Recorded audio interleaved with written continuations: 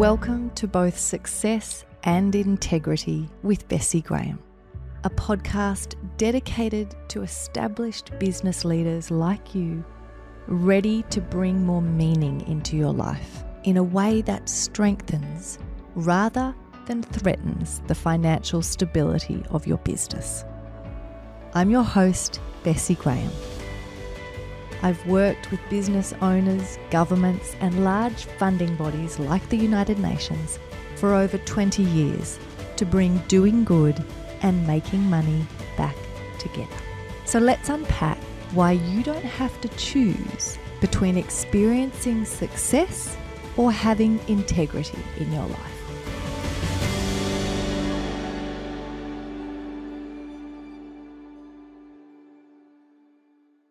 Today, we are going to explore some of the wonderful lessons that our guest has had over many years working in different sectors that all have a common theme around trying to figure out how do they actually have a positive impact in the world.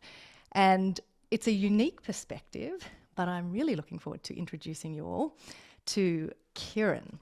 Now, Kieron, I usually don't do this in terms of reading someone's bio out, but I'm going to read your bio because I actually think it's important that we really add some weight that is deserved and kind of honour your experience as it is. So it's never fun listening to someone read your bio, so I apologise in advance. But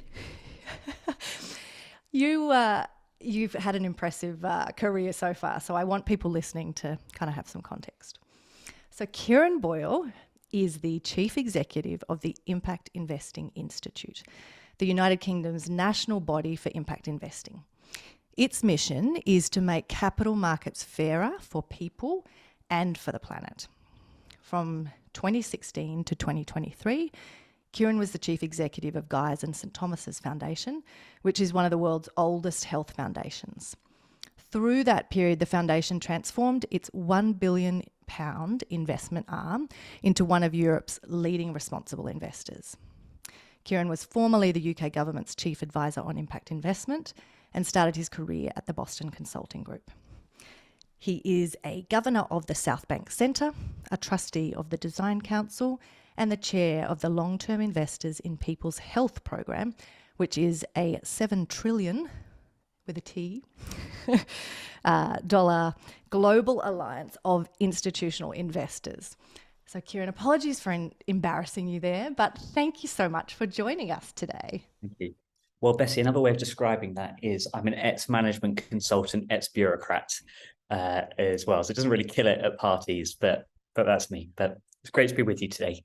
Yeah, you know what's funny in saying that? A lot of people that I know are now in that category where even on LinkedIn bios and things, they're doing that, like ex-lawyer, ex-this, ex. We're all at that phase in our careers where we're like, okay, I know what I don't want to do. here's where I'm positioning. Yeah, exactly. Or I guess some of what we get into is like how we bring the perspectives from all of those different places and kind of pull them together in order to, I guess, like work in a slightly different way. And I think that is actually going to be something that more and more people have to embrace over time. You know, when you look at, and I know in the work you've been doing in the last few years, you would have looked a lot at this, but when we think about the potential of having a 100-year life, you're no longer going to have the types of phases and cycles that were traditional before in careers or in go to university, then get a job, stay there, then retire. So I think you're right, that aspect of curating a really interesting mix of different things is probably going to be more and more common. Yeah.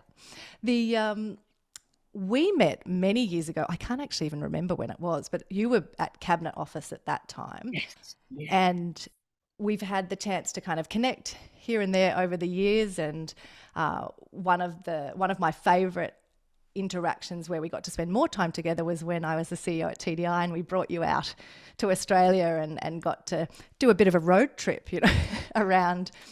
We did, and I learned, as was probably fairly obvious, that Australia is a pretty big place. Yeah. not somewhere you can, you know, do the whole country in a Yeah, few it's days. like, yeah.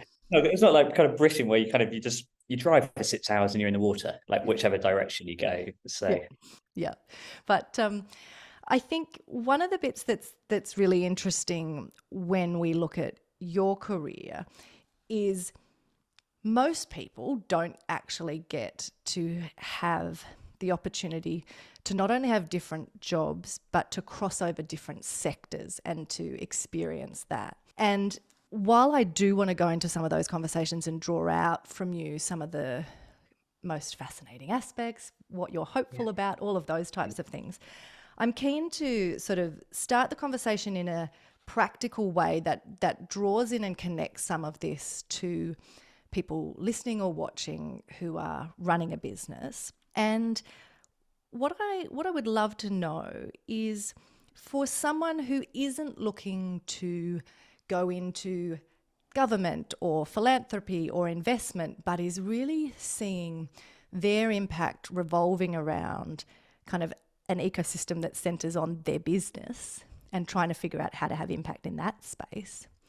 If you were to draw on your broader experience across sectors, what are some of the lessons or advice that you would give to us as business leaders around two key things, really, like where to start when doing this work, and what are the things we need to be thinking about? Because you've seen a lot of pieces that could be warning signs and traps we can avoid. So I'm keen to kind of get you to jump into that piece first around where do we actually start from a business perspective to have impact in the world? such a good question. I guess as I would kind of think across working in business, working in government, working in the social sector, particularly in philanthropy, was the bit I was involved in. I guess the main thing I would say is that actually it never really felt that different. So one thing is that I think it's possible to kind of see these sectors as much more distinct than they actually are, but there could be a way of working that's fairly consistent amongst them, which I mean, at its simplest is as simple as saying, well, what is it that I'm trying to achieve? What unfair advantages do I have given where I sit in order to achieve it? And what's the group I'm going to get together to help me kind of use those unfair advantages to achieve something in the world? And what became very clear kind of working in these different places is that some things are different. Like you have different tools available to you. So if you're working in a business, you'll have know-how, you may have resources, you'll have insights into things that you're doing in the world that you could do more of, you could do slightly differently, you could do in a different way that helps you achieve more than one thing at once. So you can do that. Or if you're in government, you might have the ability to put on different tools. You know, in government, you can often do things like just set the rules of the road slightly differently that kind of point in a certain direction. Or if you're working in the social sector, particularly in philanthropy, you often have the unfair advantage of time, right? You can think over a longer time period, and that makes some things feel much more possible than they might otherwise be. But if you can pull groups together, then you can get all of that happening from wherever you sit. So when I worked in business, spent time thinking about, well, how were we going to engage government and how we were going to engage civic society actors and some things we're trying to achieve.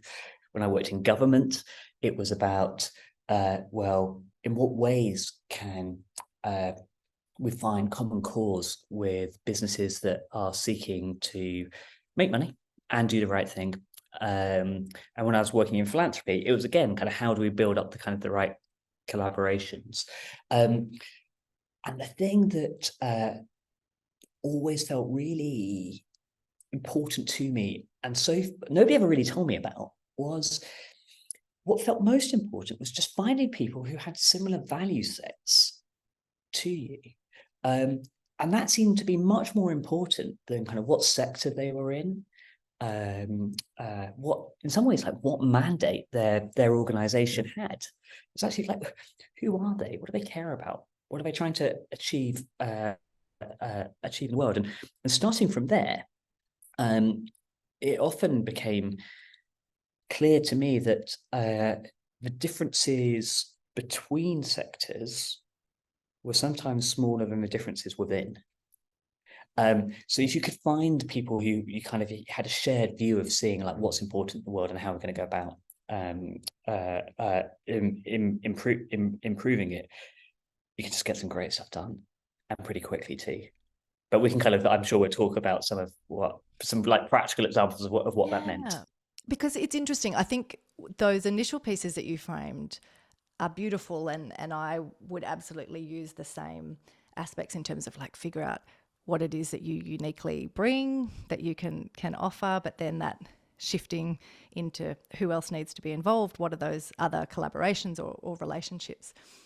I do agree with you that at that point of figuring out what it is you actually care about and want to contribute to, that alignment of finding others who have similar values or the same kind of area that they're passionate about is critical. But how do you find, when you've done this type of work, is it tricky? The fact is there are so many issues in the world. In some ways it's easier when you've got a quite tight mandate. So if you're, running a foundation and you have a particular geography that you're working in and a particular kind of issue you're trying to contribute or solve, that can actually focus your mind in a different way. I think one of the pieces that can feel overwhelming as a business is even at that where to start point is finding the alignment of what would be an issue that we do care enough about that we can commit and make a real difference over a longer time period, but also that aligns with we actually have some skills or relevant kind of pieces we could add to it. So those kind of pieces, when you've done across all the different jobs, when you've engaged in those collaborations and partnerships, have you found are there certain ways that are helpful to pinpoint and pick something to work on? Yeah, I definitely have. Two things come to mind. So the first is to think that you've just got one brain rather than two brains. So it's possible, I think, in when working in business, or like even when I ran a philanthropy, we had a very large endowment. It's an investment fund, so we managed it very commercially. So it was as business-like as you're going to get. And it's possible to kind of think, well, like you got to have your business brain, and then when I'm thinking about kind of social cause, that's going to be my social cause brain, and never the two shall meet, which is bonkers, absolute bonkers. What we need in the world is people to bring precisely kind of that clarity of thought, that focus, attention to delivery, the willingness to measure, to get something done, to change it if it's not working, to be entrepreneurial, to pivot to those things which will work, all of that side. We need that on everything, not just kind of how we're going to be commercially successful, but how are we going to be successful in terms of, I guess, like a broader take on sustainability as a business, but sustainability of the communities around it and the world around it, and all of that. So firstly, don't need two brains, just kind of it's one. Secondly, I think there is an element of I've always seen go where the energy is.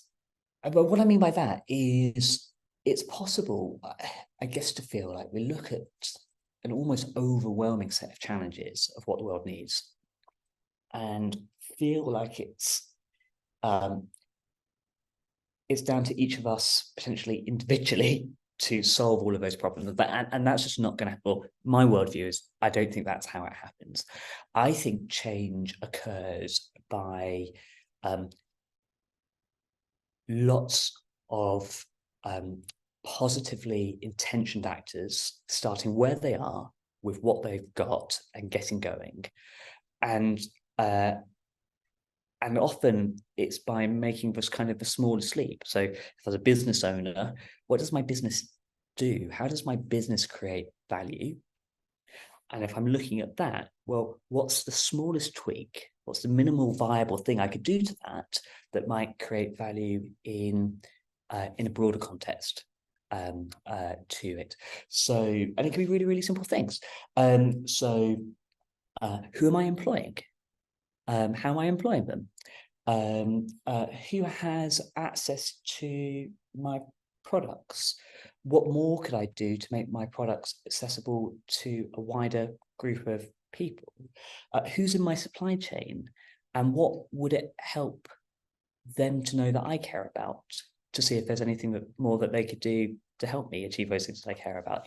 These are kind of very practical places that you could start and get going. And often in the getting going is where you spot where the energy is.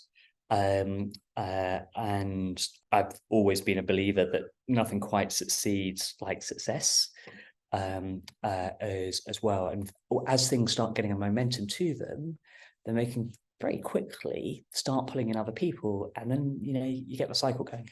Yeah, and I think there's that aspect of not having the two brains is so important, because what I don't want to be giving the impression to business leaders around is to say, as you want to contribute or feel more of a sense of meaning and purpose in what you're doing, that needs to be over here as a separate activity. Like you, what I am excited about, and I think one of the pieces that is made possible with a broader approach to impact investment as a lens, not an asset class, is to say, actually, the more we get into those pieces of how we're running our core business, not simply what are we doing with a percentage of profit or how are we giving something external to the business, that's where the change is going to occur. So completely agree with you that the opportunity that we have as business leaders and business owners is to start in our own house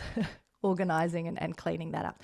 I'm wondering, are there any examples you have when you were doing with the foundation, when you did have a very specific both focus of areas you were trying to address and a geography you were working in some of those partnerships, were there components that were quite eye-opening for partners or people you worked with, where they started to see the flow-on effects of maybe things they previously saw as externalities related to food products they were selling or different components? Like, it would be great to hear some of those examples that might just bring it to life.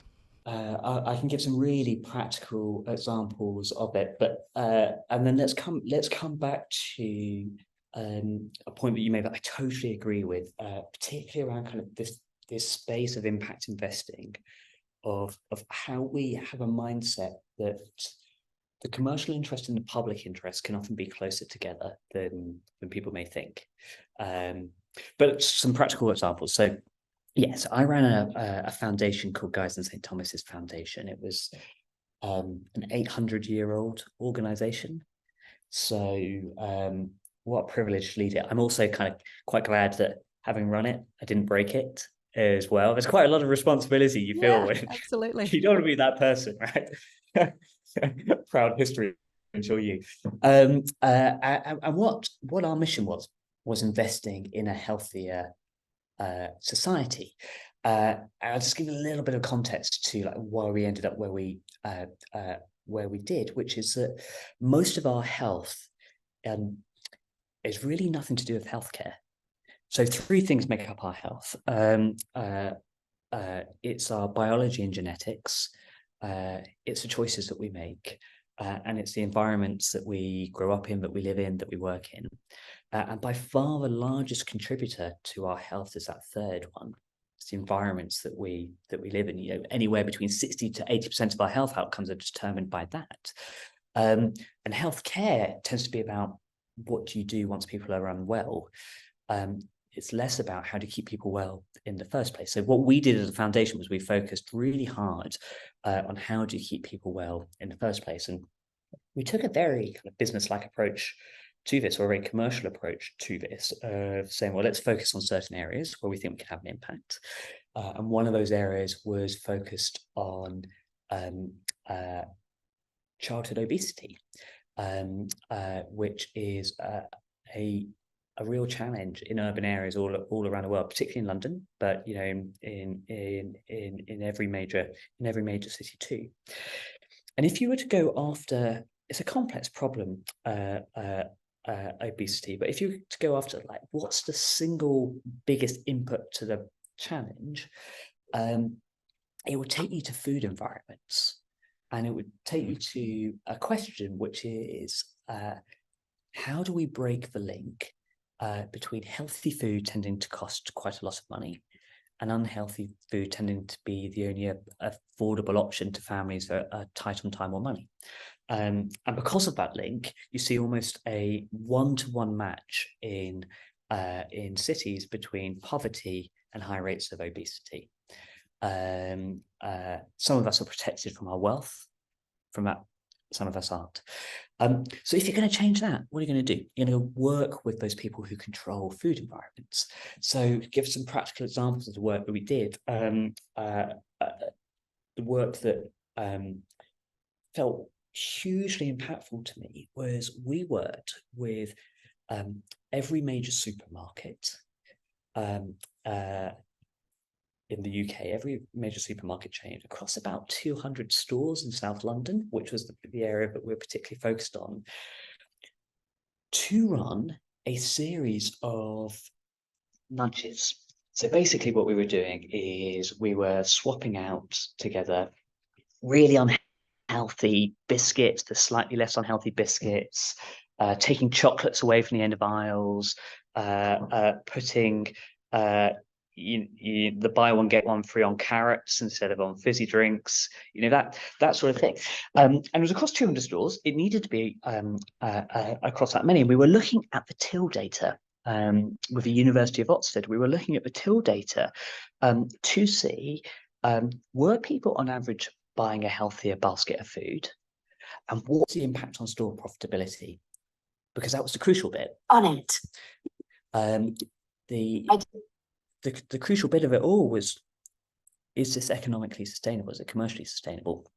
And what we found out was that there's loads of stuff that you could do that had an impact on people buying healthier baskets of food that didn't lose the store's money.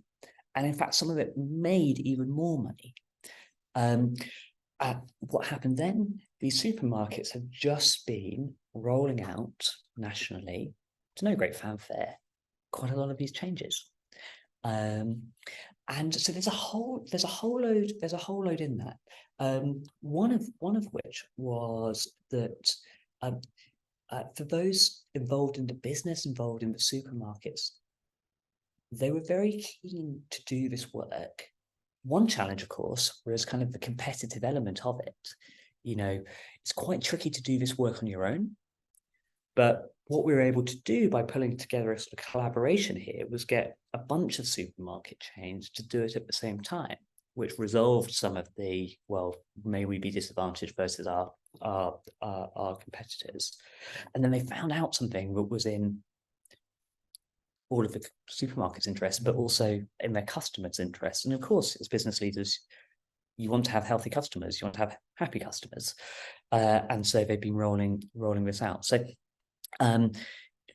these were tiny changes within a store, but at a population level, they have a really big impact on health. So I think quite a nice example of some of the things that we were discussing. Yeah.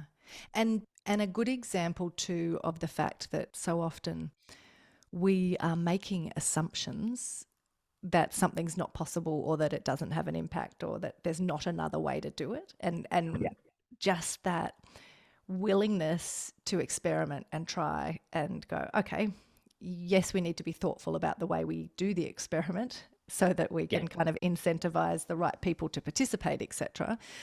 But I think across the board, that is such a deeply, wedded pattern that we think, well, that's the way we've always done it, but chocolates do go on the end of the aisle. It's not our problem if someone buys it, like those kind of things that we just have to shake that up a bit. Yeah.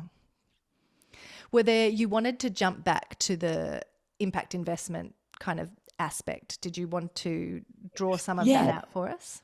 yeah.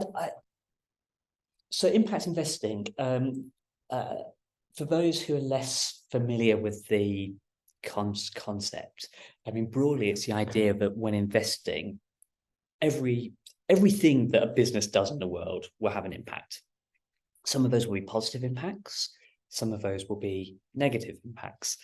And impact investors are looking to invest in quite an intentional way at how do you support businesses and enterprises that are having a positive social or environmental impact at the same time as that investment being sustainable, sustainable in terms of financial returns, sustainable for the planet, as well. And it's a very rapidly growing space. I mean, these are kind of, we're talking now, there are kind of, it's a £1 trillion investment market of impact investments globally. It's grown very rapidly over recent years as well. And what I think is important behind that, and sort of area that we're very focused on at the Impact Investment Institute, is because why is that growing quickly? Is because people have seen that intentionality as actually really important to shaping an economy that we kind of need and that we'll all succeed from. So there are people like me who've been interested in this space for a long time because we might have like a particular kind of moral or ethical viewpoint that what is the purpose of markets? Like, what's the purpose of capital?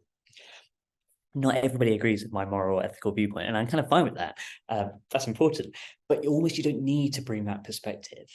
And that's what I think is quite interesting about this growing field of impact investment, although strengthened, I think, by some of those viewpoints. Actually, what we're really discussing here is how are people doing investing well, investing that will create long-term value. And I guess back to like this, perhaps a theme that we've been hitting upon is like the idea of two brains. It shows that you don't need to. And in fact, at times, it can be problematic to say, well, actually, let me think about these things separately. Let me think about kind of my business life and what I'm doing there. And let me think on the side about something I would do that will have social good. It may mean that you're missing the biggest possible opportunities to connect the two. And let me give a really practical example of that with the foundation that I ran. So we were fortunate to have an endowment, £1 billion in size, so pretty sizable. And one of the questions we ended up asking ourselves was, we had a fairly standard model for philanthropies, which is if you have an endowment, you invest your endowment, you get the interest, and you spend that out, you give it to people who do fantastic good with it. But we'd only ever spend out 4 or 5%. So what are we doing with the other 95%? What impact is that having in the world, positive or negative? And got much more intentional about saying, well, let's try and use that 95% to support our mission around health. And that meant really practical things. It meant that we just invested more in healthcare, in life sciences, in medical technologies. It meant that we invested in some of those things that determine good health, things like housing or nutrition or employment. It meant that we thought a bit harder about the links between climate change and climate transition and health. And we did all of this while knowing that we needed our endowment to be commercially successful because it pays for everything. But we found the opportunities to almost kind of extract a bigger set of value to what we care about. And I would love for the business leaders to hear in that, not that this was a charity that was doing this. I would say this is an organization that had a commercial approach to life, thinking about how do we increase the value that we're creating for ourselves and for others in the world. Yeah, and it's about doing that examination of saying, what do I have at my disposal? What are the tools I can Yeah, call exactly. on? In your case, there was an endowment, and in someone else's case, it'll be that they have a factory, or they have, everyone has different things in terms of what capital Or a or your brand, staff or brand. Yes. or influence. I mean, Yeah. that was one of my great experiences in government. Was I often thought that business actors sometimes underplayed their significance and their influence with government actors. Put it really simply, the business economy in places like the UK and in Australia is much bigger than kind of the state economy, right? And so in government, we were always like super keen to hear from businesses that were doing things that were mobilizing private capital or private activity towards some shared public benefit. But a lot of kind of the best actors on that, I think, just kind of didn't always like see themselves as having a role of engaging with government, or think that government would care very much about what they were talking about. Whereas some of the examples were great examples that could be replicated, or the government knew about, could start to get a bit more thoughtful about what the rules of the road should look like. So I think there was a lot there where you kind of thought, oh, perhaps one of the most powerful things that business leaders have is their ability to showcase like other ways of doing things that then the platform that is government can respond to. Now, I don't want to kind of be like super shiny or Panglossian about it and kind of say that that's how it always works. But I think sometimes people's belief that it never works becomes a self-fulfilling kind of prophecy. Yeah. Well, and it also brings us all the way back to in the first question when you were talking about like, how would you approach this? How would you start? One of your responses was around that piece of understanding what you bring, but then also understanding what else is needed and who else needs to be in that mix. And I think that there is a really critical element of any of this work that you have to have both of those pieces, because if we're trying to play a role in contributing to impact, even contributing next level down at an outcomes level, it's not going to be just you or just your organization that's going to achieve that. You're not going to be able to claim attribution. It will require skills and other people and resources outside of your organization. So I think one of the best ways that we can really get some of that momentum is to be clear on and own what you bring, but not feel any need to be everything, or instead, find who else is great, who does this well. And I think in one of the recent podcast episodes, I actually referenced another fellow UK person, Jeremy Nichols. And years ago, when he used to come out here all the time, and one of the pieces I loved that he would say that we needed to be asking ourselves as leaders, and that boards needed to be asking the executive, was not what would you be doing if you had more money or more resources, but what are you doing with the money and resources you already have? Are we having as much impact as we can with what we have? And I think that's an important framing, because we can have these lovely theoretical conversations about what we would do one day or when we get to this piece. And I think in the business space, that can often turn into conversations around, okay, well, when I sell the business or when I retire or when I reach a certain net wealth, like that will be when I give back. And I think part of this conversation is to just really plant those seeds and hopefully get people excited about the fact you don't have to wait till one day. Like, there are things you can do now that are within your control inside your business, that just start thinking about it differently and explore what that could look like. And yeah, absolutely. And one thing that look, I think we're seeing globally is that there's an expectation as well. So if you think about the generation joining the workforce, or generation of consumers that are out there, they're more and more thoughtful about these issues. So there are are good reasons to act based on kind of, I guess, internal reasons around, like, why did I set up a business, or why did I go into business? What did I want to achieve? What did I want to achieve for myself, my family, my community around me?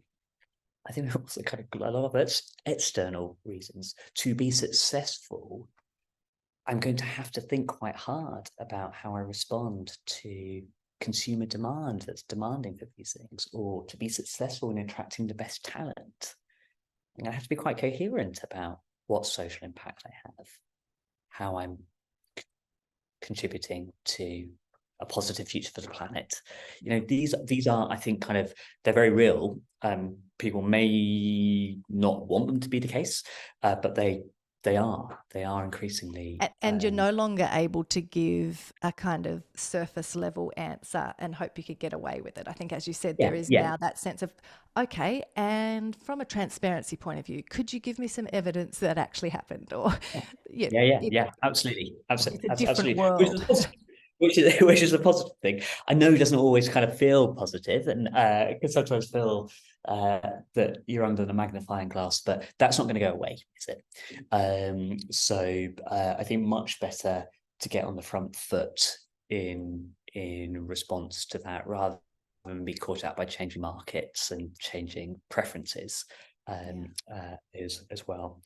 The other thing that I would pull out from the world of impact investing, but I think is quite relevant to the discussion here, is scale and different types of scale. So what's really attracted me to working at the Impact Investing Institute is to almost just kind of, if I were to draw out, if I were to take a fairly classic approach to thinking about some social challenges, I might say, like, it's the role of charities to resolve social challenge. And I would say that, I don't know, like, there's about £100 billion or so that sits in the largest charities in the UK. I'm going to say, well, it's not really charity's job to solve all of this. It's probably government, isn't it? So in the UK, the government spends about £1 trillion each year. I could then reference the 150 trillion that exists in capital markets and say we need to be kind of pulling that scale of resource that, I mean, capital's capital, right? Capital enables people, businesses to do things, to build things, to innovate, to grow. So we need to be pulling that into the fight. But the other bit that I find of interest is, how do you know if impact's occurred? And there's lots of different things you can do, but one of the simplest ways of knowing if impact has occurred is asking people, like asking those people who are most impacted by the thing that you hope to see, or by the lack of the thing that you hope to see.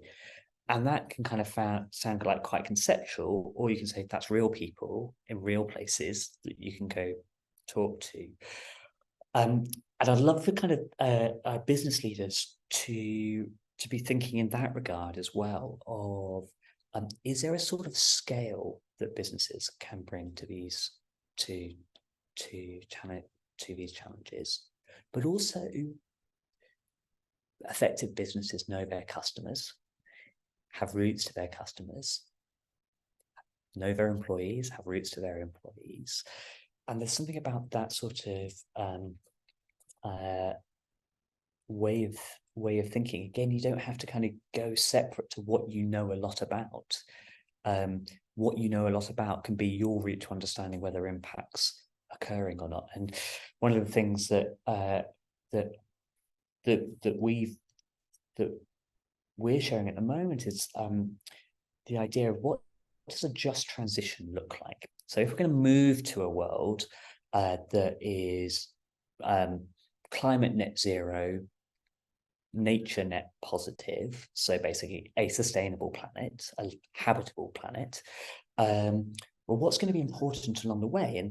And to our mind, there are three different bits to it. So one, we need to be thinking about climate change and climate adaptation. All of us do. But secondly, we need to be thinking about, well, what's the social element of that? That transition is going to create huge opportunities for jobs and different skills, and that we can see that as a positive, which I think it is, but we can also see it as a negative, that unless we get that right, the whole politics of transition is going to get very tricky indeed, probably as tricky as to make it hard to see whether we will make the transition that we need to do.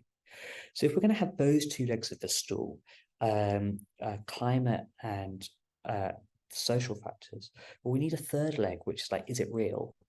And that for us is where we think about the engagement of like communities and kind of people's voice in saying, is that impact occurring or not? And that to us is a method of thinking. Now we're applying that to investments, and we're speaking to some of the biggest asset managers in the world, people who control trillions of pounds or trillions of dollars of assets. But I think you can apply it equally if you're a business owner and saying, what am I, just in the work that I'm doing at the moment, like, what impact is that having on the planet, and what impact is that having on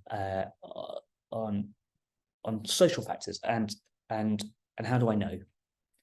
Yeah, and I'm not sure what your thoughts on this are, because as you said, like there's a lot of work that needs to be done, and I think is being done around that sort of at scale, and listed companies and huge investment funds, etc. But one of the pieces that as I've been watching, and again been in this sort of impact investment space for over 20 years now, and when I look at some of the areas where people are frustrated at the lack of traction that's been achieved in that time, some of the components, if you think of all of those issues you just spoke about, that the depth of change we need, the scope or scale of it, the speed that it needs to happen to actually address some of these issues. Part of what I think is not enough of a focus in that conversation is the role that the exact people that we're talking to today can play, which is in that small and medium enterprise level. Someone up to the 250 employee kind of size. It doesn't matter what country you're in, they absolutely have a disproportionate impact on local and global economies. And the piece in my mind of why they're so powerful, and why I've spent a lot of my career, particularly in the last sort of 13 years, building the investment readiness from an impact investment space of that SME category, and now trying to bring some of these ideas more broadly into the 333 million SMEs around the world, is that the pieces that have made it tricky to get traction with those massive companies from an impact investment perspective, I think comes down to there's this disconnect that we're trying to influence and change and intervene in a system where there isn't actually the same freedom that there is for a small and medium enterprise. If we change the mindset of someone who owns a small and medium enterprise, they can change that business. If we try to go into a huge listed company, even if the CEO loves what we say, they have shareholders, they have a board, they have an exec, like the complexity of that scale in many respects, while they need to be part of the conversation and they absolutely are having massive impacts in the world, I'm excited by how we could get the traction, the depth, the speed, if we actually jump in at this SME level, where people who might be listening to this can have that impact and make the change because it's their business. That's a powerful place to be sitting. Yeah, I couldn't agree more, for all sorts of reasons that I've seen over the course of my career. And one story that almost makes the point. When I was at Guy's doing this work around healthier food environments, we did a bunch of work with convenience store owners. Because in urban areas, that's where a lot of people buy a lot of their food, from convenience stores, like your local corner shop. And as we got into the work, I would say like the main thing that we were hearing was, look, it's so tricky to engage with convenience store owners there are so it's such kind of a dispersed field. The economics are really tricky to shift, etc., etc., etc. What nobody said was that in their communities, most of these convenience store owners are seen as real pillars of the community, connectors within the community, known by everybody. And as you speak to the convenience store owners, they feel a lot of responsibility for the community, not just kind of the people they employ, but the people who shop in their shops. And so, yes, there were these challenges, but equally, you were starting from a place that actually, as you kind of started really engaging with the convenience store owners, they were up for trying different things. They just wanted to kind of get some insights into how. And it was such an important lesson, I think, frame to precisely the point that you're describing, that the motivation was there, and by kind of pulling groups together, we were also able to get like some shared action going as well. So yeah, no, very much agree with you. Yeah, because I think all of those pieces and that example you gave, they're much closer to the roots of business in terms of hardly anyone started a business because they were saying, I would like to tread on people's faces, make as much money as possible, and ruin my community. Like, that's not the motivator of starting a business. And I think while it has been that since the 70s, we've had this misguided focus on the primacy of the shareholder and maximizing shareholder value, that's a very small window. Now, a lot of damage has been done and that mindset has become entrenched. But yeah, like you said, those examples, and I could even think of one which happened just recently with a corner store type piece like you just spoke about, where the owner recognized some kids came in and were buying vapes, but he recognized their school uniform and knew they were underage. And so he didn't sell them to them, but he rang the principal and said, I'll show you the video so you know who it is, but just so you need to let their parents know this is what's happening. There was, again, that care of, it's not just, he's not going to sell them something, and they're people in his community. He knows the school, he knows the parents, and those pieces of coming back to the humanness of, we all want to feel proud of what we're doing. You want to be able to go home and talk to your kids or grandchildren or whatever about, here's what I've done. And it will look different for each of us. But I do think that we kind of lose track of some of that when we get overwhelmed in the hugeness. Yeah, I think we do, and I think also kind of my personal experience, what we can fall foul of is that, like, there are bad actors out there, right? There are business doesn't have the monopoly on them. There are bad actors in government. There are bad actors in civic society as well, and sometimes there are good actors who are doing things that have a bad impact. Right? It's quite complex. It wasn't intentional, but it's happening. Yeah, exactly. But I think sometimes in that space, particularly with business, I think it makes people concerned to push too far down kind of the sorts of lines that you're discussing there, because I think people are probably worried about feeling a little bit silly for saying business has got great potential for good, and oh, look, like, people have done some bad things here. Was I naive? And I worry about that. I don't think I can see any route to, in the time frame that we need, some of the changes that we need in society, unless we're able to harness like these better angels, and I think they're more prevalent as well.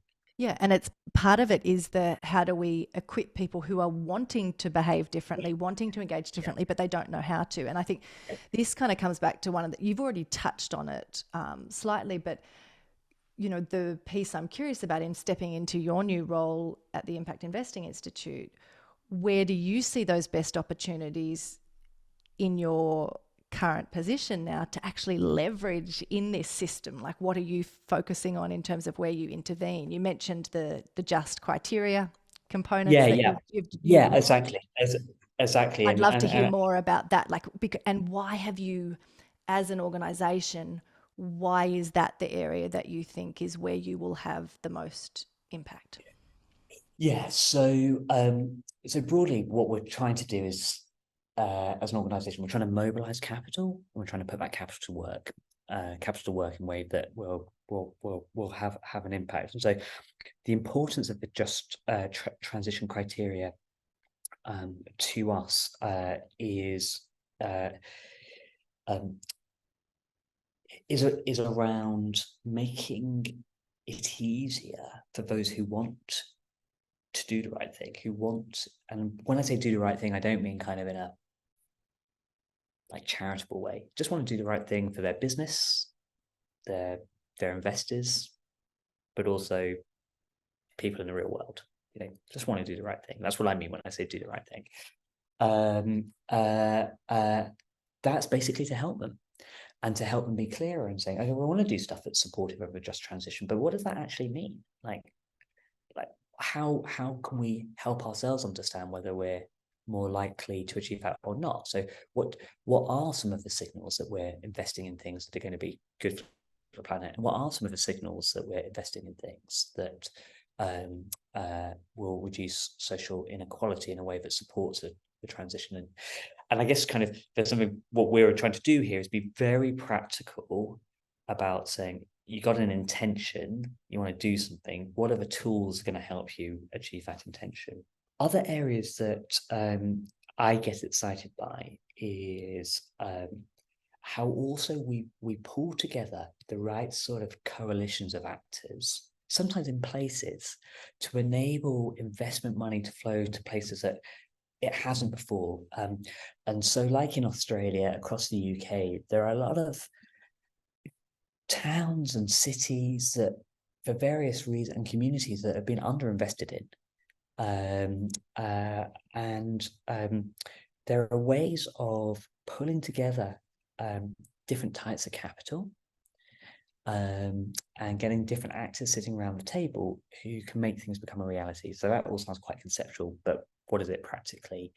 This is about how do you invest in regeneration in places? How do you get local government sitting alongside local businesses to understand what the needs and requirements are, perhaps alongside local pension pots?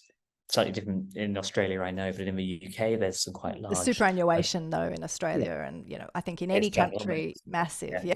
Yeah. But quite often the money that sits there, oddly, I mean, it exists for the purpose of a good retirement for its members, but quite often isn't finding its way to those very places where those members are retiring into. And so kind of working with pension pots, and sometimes with kind of with government that often there are really effective subsidy schemes that or enterprise schemes that government will run. But how do you like pull all this stuff together to make it bigger than the sum of its parts? And that's the sort of place that the Institute's really involved in, is how do you get the right people sitting around the table from across sectors? So I guess back to that, from across sectors, to, in my mind, enable the money just to flow. There are kinks in the hose pipe, and they're soluble. Like, we know broadly what to do, but we need to get more and more examples of them, do them a few times, and once they've been done a few times, then more people will copy and improve them and do them differently. And that's the sort of space that we're that we're in, and always on the lookout for kind of great examples from around the world of what this looks like as well, because there is so much that can be achieved through that. One of the things I did when I was in the Cabinet Office was be part of setting up a cross-government focus through the G7 on what is the innovation happening around this type of space, and how can we learn from countries around the world. That thing that we set up with 7 countries has now expanded to 40 countries. That is identifying very practically, like, in what ways can impact capital flow to that that purpose. I guess the reason I say that is that if you're a business leader sitting here from a small or medium-sized enterprise, it would be to say that you might feel that there's not necessarily somebody doing exactly what you're doing in and around you, but I guarantee you there is somebody else around the world who is trying to achieve exactly the same thing you are with a fairly similar setting as well. And there's an awful lot that you can kind of just learn across countries. Yeah, absolutely. And I think it's exciting in terms of what you're trying to do at the Institute, because two of the things that I have always appreciated about your mind is that you are systemic and you are strategic. And I think what you've just described there in terms of what you're trying to do requires that ability to look at the whole system, see what's needed, and then be actually coming up with, okay, how do we now implement? Like, what are we going to do about this? I'm curious to understand, how are you balancing in that, or holding equally the complexity and the importance of the work, and wanting to make sure it's not just good intentions, but it is actually contributing to these pieces, but with that challenge of trying to make this practical and usable for people, that they're not overwhelmed by, because I think, again, in the impact investment space, that's been one of our biggest challenges over the decades, is not just keeping it an exclusive small group and we're preaching to the converted, because it's so complicated and you've got to live and breathe this for decades to understand. But it is important that people aren't just accidentally stumbling into causing more problems because they don't understand. Like, how are you trying to work with both of those places? It's such a I wish I knew kind of the full answer to that. I mean, just regularly asking yourself that question is probably one part of the answer, isn't it? And kind of keep it in mind. I think there is a couple of other thoughts. So one is that the impact space broadly, I think, has to be quite careful that it doesn't come up with its own language that kind of just talks in codes that only people involved in the space understand. That's the exact opposite of what's needed. And if you overlay onto that in the world of impact investment, that you've not only got that, but you've also got an investment world, and lots of people are unfamiliar with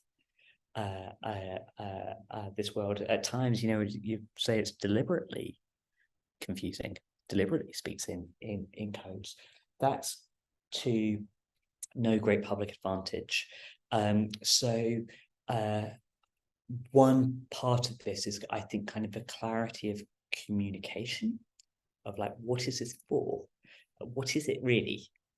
And one thing that we try to do at the Institute is be clear on the why of this, because it can be quite for any of us, I guess, if you work on something, you get involved in like the complexities of it.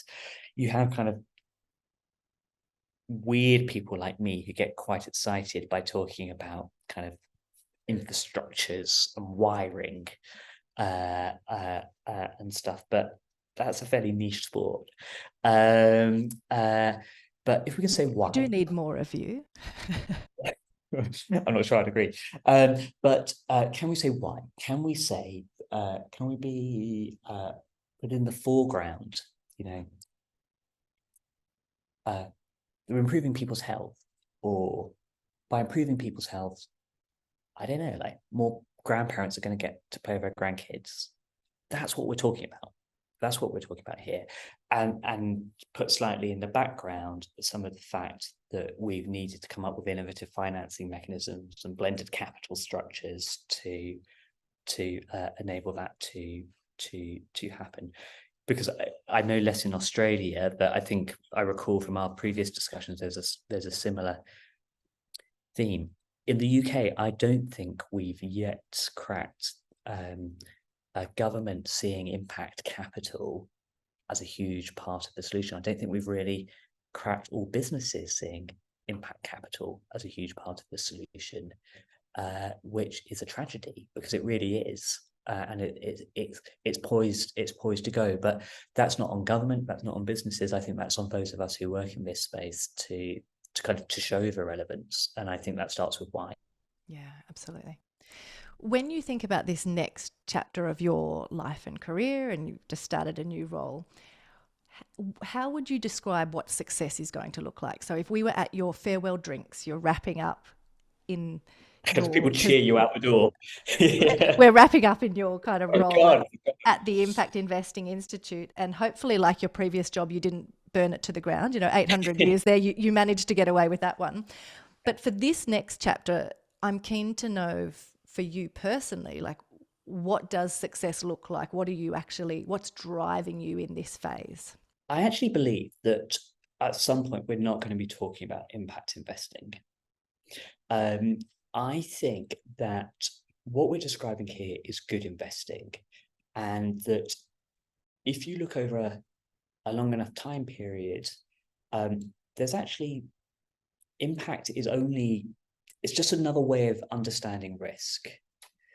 And we're seeing, like, physically in the world around us, how some of those risks are materializing and destroying value. If we're just to be kind of purely commercial about it, I think it is happening. It will happen that good quality investing will have impact at its heart. What I'm hoping that myself and my colleagues at the Institute can achieve, alongside our very many partners, we're connected to hundreds of people across the UK and internationally. That's what the Institute's about. It's about bringing people together. We can accelerate that. So it is going to happen, but can we make it happen sooner? And can we make it happen quickly enough? Because there is a ticking clock on all of this as well. So I hope that it feels that when they kind of boot me out of the door at the institute, that what we've been able to do is accelerate the speed at which everybody's investing differently. Yeah. And in that vein, as we wrap up, do you have one last sort of challenge for business leaders in that process of what we should be thinking about or taking up as our part in creating that speed of change? I've worked across sectors, and the one thing that happens when you work across sectors is you realise, oh, there's no other group that's going to solve this, right? Because, like, you work in government and it's tricky there, and you think, oh, okay, well, perhaps like the business world has got this, and when you work in the business world, you think, oh, no, maybe not them. Okay, perhaps kind of civic society's got all of this, and they don't, and they can't. It doesn't fall to any one group, but it does fall to individuals, and it falls to individuals in a position of leadership. Well done if you're in a position of leadership. Now here's what comes with it, and what comes with it is it's your job, right? It's not somebody else's job. It's your job. Start with where you are, with what you've got. Make something happen. You don't need to do more than that. But if every leader did that, then that's how we're going to get the progress that we need. Absolutely. Beautiful place to end. Thank you, Kieron, so much for your time. We really appreciate it. Really fun. Really fun. Beautiful.